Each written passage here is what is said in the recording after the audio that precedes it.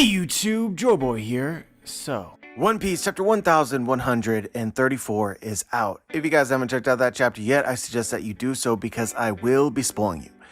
But now that you have, let's begin. What is going on? Let me repeat. What is going on? So let me just shoot straight with you for a moment. I pride myself on being opinionated. I am opinionated when I shouldn't be 99% of the time. If there's something going on that I care about and I don't have a strong opinion about it, something is wrong. It's a blessing and a curse. Really, the whole identity of my channel is trying my best to convince you of whatever my wacky opinion is. If I can get you to say, you know what, that might be the case, I consider that a dub. If some old subscribers want a flashback, we could go back to the Reverie, right, where the giant frozen straw hat was revealed. I made an entire video. It honestly belongs in the Internet Hall of Fame. But the basic premise of it was that this straw hat was magical. Not even joking. So with me, you get this combination of logic, delusion, and imagination. So if you haven't subscribed, please do so. More will come. But I suppose the point of all the rambling is that it's not very often, maybe basically never, that I can't do something with what's happening. Something intricate and convoluted. Totally different from what everybody else is saying, while simultaneously leading up to the meaning of life itself. Somehow. But yeah guys, this week I'm drawing a blank. And honestly, in a way, it's kind of exciting. This chapter has officially broken me. Oda, you win. I have no idea what that man is cooking. But yeah, let's take a deep breath, let's take a step back, let's actually explain what happened in the chapter, and at the very least, let's discuss the hell out of it. So the vast majority of this chapter was a continuance of what we got in the end of the last chapter, Robin and Saul, the village of Elbaf. We get to see this great library. We'll come back to some of this after we talk about the end. But in general, I think that you can characterize it as feel-good vibes, and in the back of my head as I'm reading it, and I'm sure other people are the same, it's like, when is shit going to hit the fan? And what is that gonna look like? So this leads into mysterious and confusing shit number 1. The story pans back to Loki, still tied up in his tree so Luffy did not free him. Loki obviously has a lot of free time on his hand, given, he's tied to a tree with nothing else to do for 6 years. Apparently he has one friend. This person is named Mosa. Interestingly here, they have not actually ever met. There is just a Denmushi that I presume one of Loki's subordinates brings him that allows him to communicate with this Mosa. The conversation begins with some gentle ribbing from Loki, pointing out that this person, just the same as him, must also have a lot of free time. Loki also points out that they have been friends for quite a while. So what Oda seems to be establishing is the question of why this person decides to call Loki. This by itself is kind of interesting because we already have an impression of Loki just based on Loki, the character from Norse mythology. But beyond that, the Loki in the story of One Piece has already reflected some elements of Loki from lore, meaning that he's kind of conniving or manipulative. It seemed like he tried to manipulate Luffy, but this relationship doesn't really seem like that. I get the impression that Mosa is the one who bothers Loki, and Loki kind of lets it happen because he doesn't have anything else to do. So as I was reading, my first thought is this Mosa character trying to manipulate Loki? Just the first thought that occurred to me. Loki is this insanely powerful giant. Mosa wants to utilize this power. But it could also work reverse to some extent. Maybe if Loki has a chance to be freed, perhaps Mosa will eventually do it. We'll get to the explanation eventually, but I'll just say that this is my opinion for now. Mosa is actually going to be the character that frees Loki. But anyway, continuing their conversation, Loki says, so that moment of true fear you mentioned before, is that still what motivates you? Mosa says, yes, even now when I think about it, I can't stop trembling. This moment of true fear is never really fully explained, so this is a lingering mystery. Something happened to Mosa in the past, and presumably this is the reason why he desires to call Loki. We also get the impression that Mosa is a timid character. Although the other thought that I had in the back of my mind as I'm reading this is this just an act? Is Mosa playing a character? Or is this truly who he is? Loki continues, if I was there in your stead, I'd have turned that place into ruin and slaughtered the lot of them. Mosa responds, I don't want that. And to that, Loki seemed kind of annoyed. For a noble soul, you're too naive, Mosa. You've got to stamp them out without mercy. Only a fool gives their enemy a chance to get payback.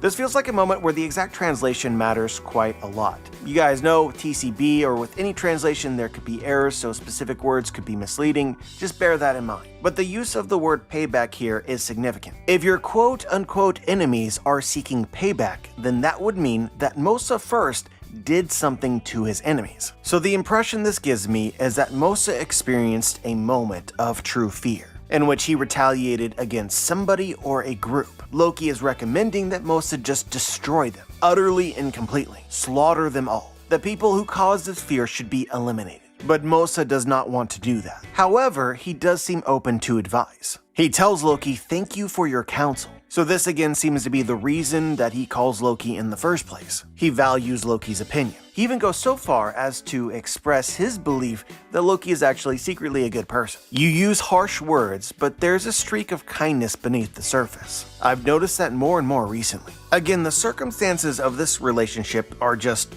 odd. It's weird. Apparently, Mosa began to call Loki while under the impression that Loki was not a good person, but as he's gotten to know him over a long time, his opinion is now starting to shift. Honestly, this is just another reason why I have the impression that Mosa might be trying to manipulate Loki. Why would you even call him in the first place? But it might be worth saying here that, I think that we should remember Loki believes himself to be the sun god, and the sun god is important to the country of Elbaf. It might be worth wondering whether there is another giant in Elbaf somewhere that might also think that Loki is the sun god, or at least be open to the possibility. In that case, choosing to call Loki might make a ton of sense, because this giant might think that they're communing with God. So they're literally asking God, "What should I do?" But we'll come back to this thought a little bit later. The conversation finishes with Loki being mad. "Hey, you're giving me the creeps. Don't do that again or you'll regret it.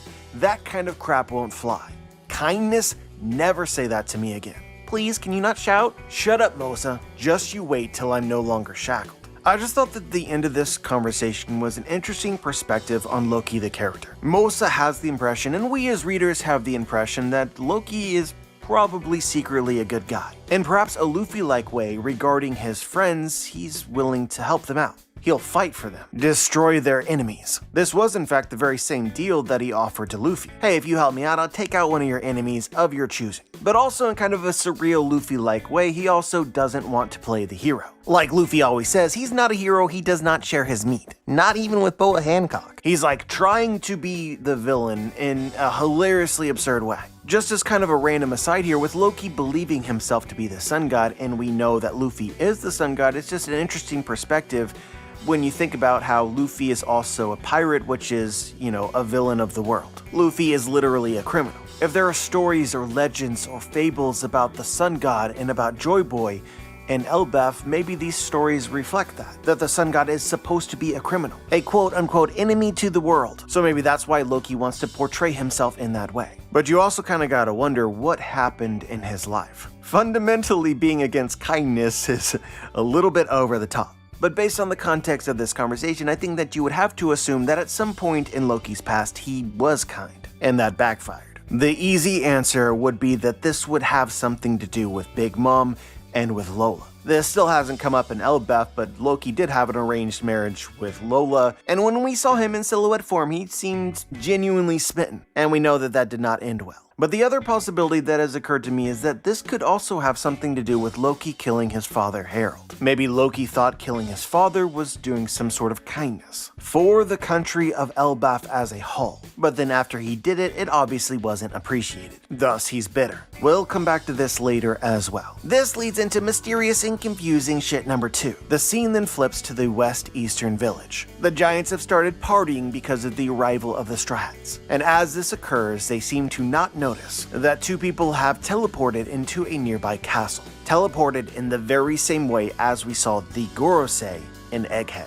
There's even a similar pentacle. Similar, but not quite exactly the same, because there are no numbers. But we do get to see who these 2 new characters are. One is a girl, her face is mostly covered, but you see enough that I don't know who this is. But the other is very clearly Shanks. Shanks looking exactly like the version of Shanks that appeared during the Revelry to talk to the Gorosei to warn them about a particular pirate. But this time he has appeared in a pentacle which we associate with Emu and with the Gorosei. Bro, everybody is losing their freaking minds. Evil Shanks has been confirmed. Conspiracy Theory One Piece fans 1, Normie One Piece fans 0. You'll love to see it. But anyway, I feel like I'm dragging this out too much, so let's just get into the heart of the discussion. I have tried my best to make some sense of this, and I've mostly failed. But there seems to be 3 general opinions that you can have about this. 1. This is actually Shanks, and Shanks is actually a subordinate of the government. Look man, I don't know. I feel like at this point anything is possible. I've even toyed with the idea that Shanks is perhaps similar to Cavendish in that he's got an alter ego like Hakuba. When he goes to sleep, he's somebody else. Evil narcolepsy is a thing in One Piece. Like honestly, why not? But I would say that this is the least popular of the 3 possibilities because we don't get to see half of Shanks' face, the half that would possess the scar, which is kind of an identifying feature of Shanks. And it lends people to the thought that perhaps there is a better explanation. We're about to speculate some crazy stuff, but the craziest of all of them is possibly that Shanks is evil. I don't think that people like that too much. So it might be easier if Shanks has a twin brother. Nature versus nurture. One brother was raised by the pirate Goldie Roger. The other brother was raised by the Celestial Dragons and the Gorosei. Identical twins. I've honestly been trying to wrap my mind around this from a narrative perspective, like what is it that Oda intends to accomplish here? And really, whenever you're having this conversation, the first answer and the most important answer is always, what would be a cool thing to add to the story? And that might just be what this is. Obviously, if there's a Shanks lookalike that is working directly with the government and possesses all the intel of the entire world, the things that he could accomplish in the arc of Elbaf against Luffy, like the story beats within Elbaf, could be incredible. 1. Luffy is not anticipating meeting Shanks yet. He could be in for a shock. And 2. Luffy probably is also not anticipating being betrayed by a Shanks lookalike. If you guys haven't noticed, there is some repetitiveness in the story of One Piece. Oda utilizes certain concepts more than one time. Some guy looking like somebody else that's friendly with the Strat, that has happened before. Bon Clay and Alabasta, the fake Straw Hats after the time skip, the seducing woods in Whole Cake Island. Hell, Oda even used it in Odin's flashback as Odin was fighting Kaido. And at the same time, this seems very fitting in the arc of Elbaf, which began kind of mysteriously. There's a lot of things. Is this real or is this not? Is there illusions? Having a doppelganger appear kind of fits seamlessly into our impression of what Oda might do with this arc. This also might give Luffy the opportunity to quote-unquote fight Shanks without actually fighting him. Might be in the cards. But in general, I would just say that this is, typically speaking, a tropey but effective and interesting narrative device. If Shanks has an evil twin brother and they are twins, it allows Oda to more fully explore Shanks as a character. Because we're not just judging Shanks based on who he is and the decisions that he's made. You simultaneously get to see what could have been, which gives you a more complete understanding of him and what he's capable of. It's also interesting that we're calling this Shanks the evil Shanks, but as far as the world is concerned in history books and all sorts of other contexts, like you could argue that the Shanks that we know and love is in fact the evil one. One is a criminal and a pirate who lives freely and does what he wants when he wants. The other is loyal to society and is a pawn just the same as everybody else. This is also something that I think works seamlessly in the story of One Piece, where good versus evil, the lines between the two, black and white, it's blurred. There are a lot of fans that will confidently tell you that the Celestial Dragons are evil, but what's often ignored in that conversation is the environment in which Celestial Dragons were raised, what they were taught as children, and what they hold to be true. You also get to see characters like Mosgard. It's kind of like how in the SBS, Oda often depicts certain characters like the Straw Hats on different timelines in the future. There's a good future and there's a bad future. So there's different future versions of them. Honestly, I believe for the vast majority of the Celestial Dragons, they're kind of trapped in their bad future. They're not necessarily bad people. And I think the same is mostly true, if not entirely true, for every villain in the story of One Piece. Their life experience made them. And it typically works out that most of them have some chance at redemption. I also think that this is heavily related to Buddhism, which I think is central to how Oda designed the story of One Piece. Buddhists believe that you live multiple lives. Buddhists teach that experience of all kinds, both good and bad, are important for your soul, to learn and grow. So in a way, having two different timelines of Shanks present in the actual story of One Piece actually serves like a philosophical purpose. This is why, most likely at the end of the story, Luffy is not going to kill all the Celestial Dragons, nor will he let somebody else do that. Luffy will give them the opportunity to learn. even if teaching involves his fists and their face. But anyway, back to Shanks. I contemplated discussing this more fully of like, what is the total history here? Shanks had a twin. Were the two twins present in God Valley? Did the mom spare one of them and sent it to safety? Did they perhaps plant Shanks, like purposefully give Shanks to Goldie Roger in the hopes or the belief that one day Shanks would betray him, or that it was relevant to do so? I mean, like, my whole head is exploding. There's just a ton of possibility. Instead, all I'm gonna say is that I'm pretty certain that Oda is cooking something. I'm not sure exactly though what it is. But it could also be really interesting to at some point in time see an interaction between Shanks and not Shanks, if that's a thing. And could not Shanks end up becoming an ally at some point in time? The nature versus nurture implications are incredibly interesting. There's also this mystery of the pentacle and what exactly that means, because we associate that with the Gorosei, and I think that my headcanon is, I'm not sure what everyone else believes, I think this is just pretty much like community speculation, but the Gorosei are literally entities created by Imu, or given power by Imu. The Gorosei, just the same as Figurlin and Garling, were once mortal beings before Imu made them immortal. We learned in Egghead that there was something strange about the Gorosei's bodies, and they healed in a way that was unnatural, and my personal belief is that this has to do with Imu. So what does that mean for Shanks here using the pentacle? Or is this some kind of technology? Is this Shanks a member of the God's Knights? Are we finally getting a glimpse about what makes the God's Knights special and what their powers could be? Are they like little Gorosei? Or is he something else entirely? At this point, I think everybody understands when it comes to One Piece, questions do not lead to answers, questions lead to more questions. But the third possibility here is kind of an extension of the twin theory, but slightly different. We literally began this chapter with Dr. Vegapunk or Lilith talking about a clone of the Stella Vegapunk. Identical twins and clones is kind of a related subject. Vegapunk had a hard time leaving Egghead because he was watched all the time, so in order to subvert this and be able to visit Elbaf, in order to read Ohara's history, he created secretly a clone of himself. Very interesting that we began the chapter in this way, and then we see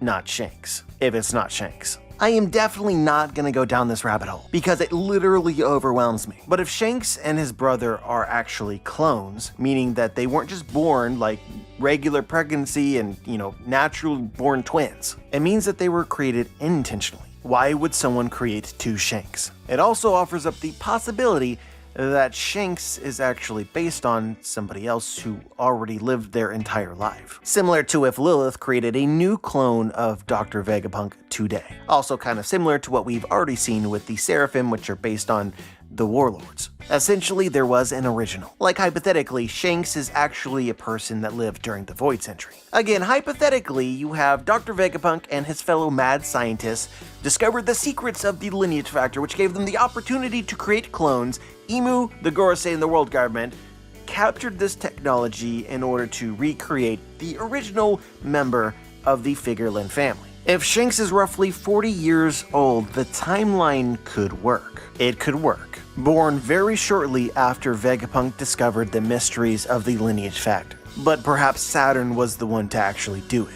Imu, who we suspect is actually from the Void Century, has a particular relationship with the original founding member of the Figurlin family, thus desired to create this specific clone. And they did it twice to make sure that one of them succeeded. Okay, I kind of went down the rabbit hole. I'm gonna stop now. Needless to say, my eyes are wide freaking open. Also, just subtextually related to all of this is the idea of lived experience. We got to see with the Seraphim as an example, they were clones based off of the warlords, and there was like some element of they could remember their original's experiences. The Seraphim Boa Hancock reacted very weirdly to Luffy. This is also part of the explanation of how the Seraphim were able to grow so quickly. They could remember their past selves' techniques, like Mihawk regarding his sword techniques. It affected the Seraphim's ability to grow. There was some recollection contained within their DNA. So if Shanks is a clone of somebody else who existed, this could potentially explain Shanks' absurd strength, his next level mastery of hockey. The element of that past life is still somewhere within him. But to relate this back to the other events of this actual chapter, we already spent some time talking about Loki and Mosa. I'm not sure if anyone else had this impression, but my literal first thought with concluding Loki and Mosa leading into Shanks is this Shanks also Mosa? I feel like it's kind of an intuitive thought. But I had some discussion about this, and I spent some time thinking about it, and I don't think that that's the case. I think Oda concluded this chapter with two mysterious figures. So acknowledging that I have no idea what the hell is going on with Shanks, let me share my theory about Mosa. I like relating parts of the same chapter because I think that when Oda draws the chapter, he oftentimes connects things. There's a theme. We've already kind of mentioned this with, he began the chapter with clones, we end the chapter with what appears to be a clone of Shanks. Those things, you put those thoughts together, it might have meaning. So another important element to the beginning of this chapter is the fact that the warrior giants of Elbaf is actually a thing of the past. They've literally gone full PC culture. Am I gonna open that can of worms today? No. But it appears as if Oda is commenting on society here. A little bit, maybe. Honestly, I feel like we should just acknowledge that this is probably,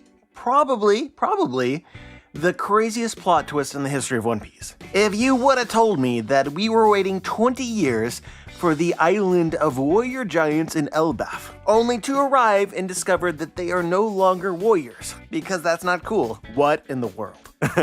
Honestly, Usopp is gonna be so mad. Honestly, I can already see it. Usopp's important role in Elbaf is reminding the giants that being a warrior is badass. But yeah, as much as this is about culture in general, this is also probably related a lot to Japan. Samurai culture is like very similar to this idea, the idealized Usopp version of a warrior giant.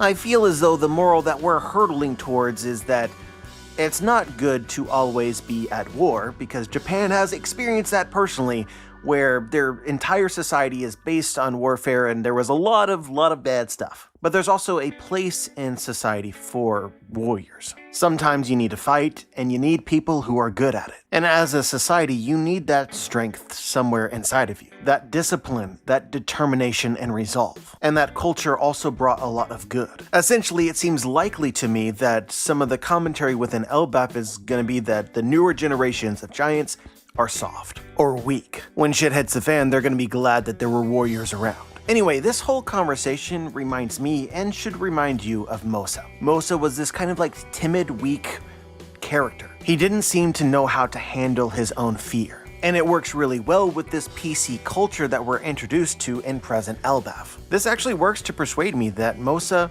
might in fact be a giant of Elbaf. So the conversation between Mosa and Loki is very much relevant to the general state of Elbaf. So you basically get three identities of Elbaf, or maybe think of it as three different futures. You have the weak version of the giants today, created because Elbaf's obsession with war spawned people like Loki. And then in the middle you have the difficult to maintain but balanced versions of warrior, such as Hiruzen and Dory and Brogy, that are likewise obsessed with war, but the spirit of it is profoundly positive. So the culture of Elbaf, as represented by Dory and Brogy, can easily become the culture of Elbaf as represented by Loki, consumed by negativity, perhaps hatred and fear. And an Elbaf inspired by the existence of Loki then becomes, as almost an overreaction, pacifist, afraid of all forms of conflict, and therefore unlikely to successfully deal with adversity. I'm telling you guys, whenever we do these videos, it always somehow, someway ends up at the meaning of life. I don't know why this happens, it just happens. But yeah, I really do think that this is an important theme in Elbaf, and like, we're discussing the right things, I feel like. In my opinion, this smoothly transitions into Mosa, who is a pacifist who does not like conflict, but is struggling to deal with his fears and things that have happened. Unable to handle these things himself, and unable to talk about these things with others. He has sought counsel with the devil, and in my opinion, will most likely free Loki, because Loki will promise a solution to his problem. And contextually, he just seems desperate enough. But yeah, let's use this as a springboard for more discussion about Mosa. Who exactly is Mosa? I think that our best clue is if you look at the Denenmushi that's present near Loki. Loki's obviously blindfolded, so he can't see the Denenmushi, but we know that the Denenmushi often reflects the appearance of the person who is calling. The Denenmushi has a very long white beard, so fair to speculate that this is an older giant. This speculation is interesting by itself because we would presume that if any giant is actually this old, then they would have been a part of the Dorian Brogi-centric culture of Elbaf, not a pacifist. That's supposed to be a newer thing, but maybe not. I'm just toying around with the idea that we know that there's multiple different villages in Elbaf, and potentially the Elbaf that we know is like a particular village. Like each village has its own culture. Maybe this giant comes from a village that was pacifist for far longer than 100 years. Or maybe it's not a giant at all. Is this perhaps a human living in Elbaf? 100 years for a giant is not the same as 100 years for a human. A 100-year-old human could end up looking a lot like this Dendenmushi. I am absolutely convinced that there are more humans to be found in Elbaf somewhere. We literally begin the arc with humans trapped in a prison diorama, not to mention Loki's subordinates. So this could be a human. This also potentially offers insight as to what this person's most specific story actually is. The traumatic event that has not fully been explained. It's possible that Mosa's enemies are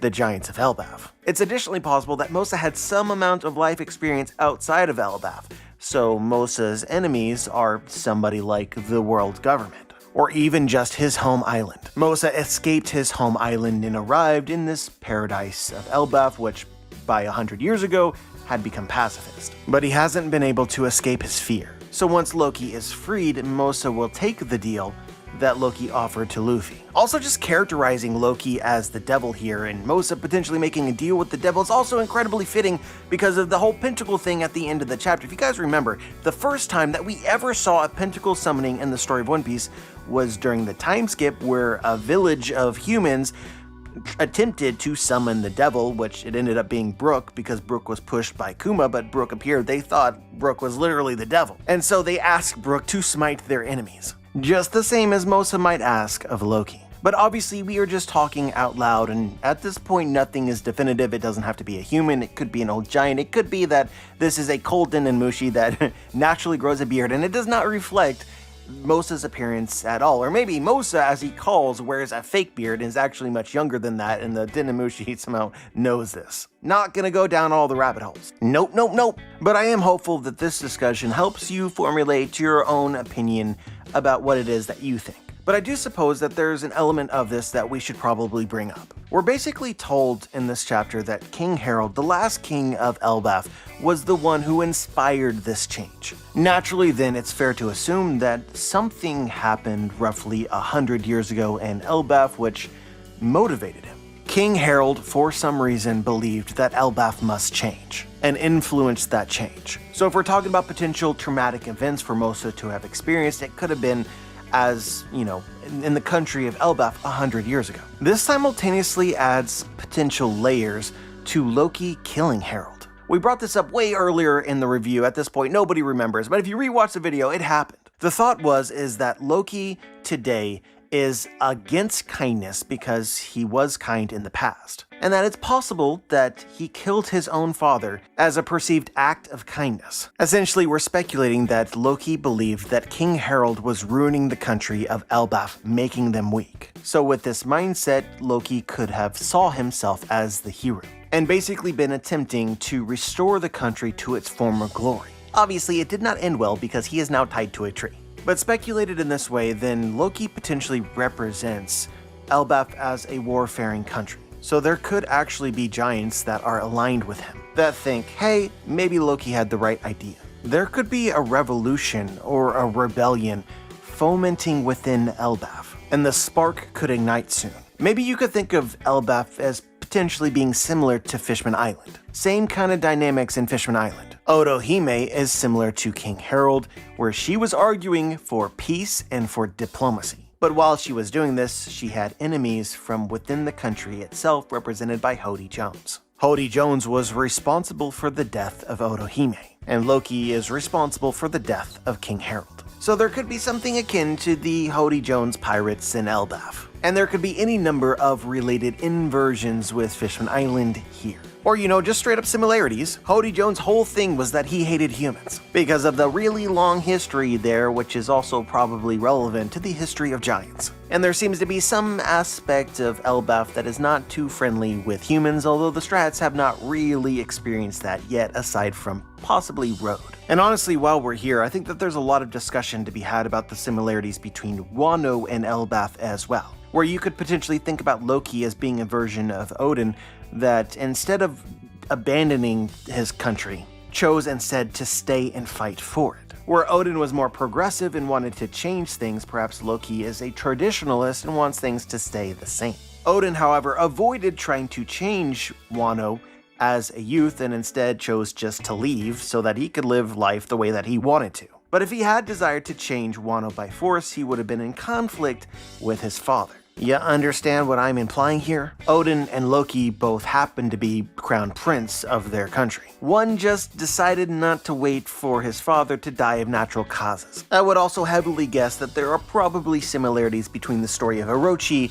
and the story of Loki. We speculated this in a prior chapter reaction, but just one of my first impressions of Loki is that I thought he was a black sheep of Elbaf even before he killed the king. Like, from the moment that he was born, it was bad omens. So it could be that Loki is kind of a combination of Odin and Orochi in one character. But yeah, we have officially gone off the deep end and speculated like a dozen things in one video. So let's just wrap this up with the rest of the chapter, things that I noticed, and anything I feel like bringing up. The beginning of this chapter with Robin and Saul felt really good, although there's a part of me that wished the last chapter was just a little bit longer so that we could have had all of that emotions contained within one chapter. Because I don't think that I was like fully ready to buy in right at the start, and some of the discussion about like Robin had finally found her true friends, I think it would have hit harder if we had gotten it last week. I needed some foreplay. I also feel like it's relevant to bring up that Oda has been stringing us along for, has it been 300 chapters now since Zou? But in Zou, Inuarashi and Nekomamushi warned the Straw Hats ominously that at some point in time, people would be gunning for Robin, and they would need to protect her. Lots of those same vibes here again in Elbaf with Saul. We might be waiting for 100 or 300 more chapters, but I just want to remind you that that's a thing, and so at some point I do expect somebody to attempt to capture Robin, and that should play out in some form or fashion. Also, the joke of Luffy acting like a mafia boss and how he learned to behave like that or why he decided to do that, hilarious. We also got to meet a few new giants in Elbaf, Angie and Ripley. And I just want to say, Ripley, damn. That's it. Move over, Gerd, you have been replaced. We also get to see a little bit more of the mystery of the island of Elbaf. Again, I don't think that it's a coincidence that we begin the chapter with Vegapunk talking about things related to science, and then we get to visit the Great Owl Library in Elbaf, where all of the records of Ohara are stored. And it's just a magical property of this place, books become large. Robin is holding one, and we see it just spontaneously become giant-sized. Now, Oda obviously did this because it's kind of absurd to think that giants are reading these human-sized books. The text would be hilariously small. They would literally break the books trying to read them. So in one respect, this library having this power is kind of necessary. But on the other hand, this is incredibly exciting because this confirms what we thought about Elbaf when we began. Remember the cat that spontaneously transformed into a lion? This is not that different. Now we know, for sure confirmed, there are weird illusion or hallucination or transformation elements of Elbaf. My working hypothesis is that this has something to do with some latent technology that still exists in Elbaf, from the Void Century, relating to light and potentially also being similar to the weird rainbow that you can sail on. My other, more crazy hypothesis is that Elbaf might be similar to the Room of Requirement from Harry Potter. What you want, or what you need, or maybe what you dream can become reality here. Elbaf is essentially an island of dreams where dreams become reality. The cat became a lion because it believed itself to be a lion. It was then defeated and humiliated, so transformed back into the less fearsome cat. Small books become large books in Elbaf because the giants need them to do that, and they want that. It could also have something to do with the individual or the country's will. All I'm really saying is don't be surprised if one day Usopp figures out that he could become a giant here. This could also relate to Louis Arnott's warning. Don't stay here too long. Once you're here, you may never want to leave, which would in fact be a realistic fear for a career adventurer. I've also seen some discussion about the fact that Dr. Vegapunk is now alive, like the Stella Vegapunk has a clone, so he is not actually dead, and they also basically said that Kuma's coming back to life as well. And my honest reaction is, my god, this conversation has been beaten to death and I don't really feel like having it again. A lot of people do not like the fake out deaths or characters dying and then coming back to life. At this point, it's just like, it's the story of One Piece, it is what it is. While Kuma coming back to life might change how I feel about Kuma's death and Egghead, it certainly didn't change my experience as I read it weekly. That shit will always and forever be peak to me because I experienced it live and my god, it was great. But at the same time, if you go back and rewatch my chapter reactions, not that any sane person would do that, but you could potentially do that, you would hear me say that at some point I began to root for Kuma living somehow, some way. Even after we knew that he was essentially already dead because what made Kuma Kuma was gone, even if his body was still moving. Because I wanted Bonnie and Kuma to have a happy ending. So am I disappointed about the events in this chapter?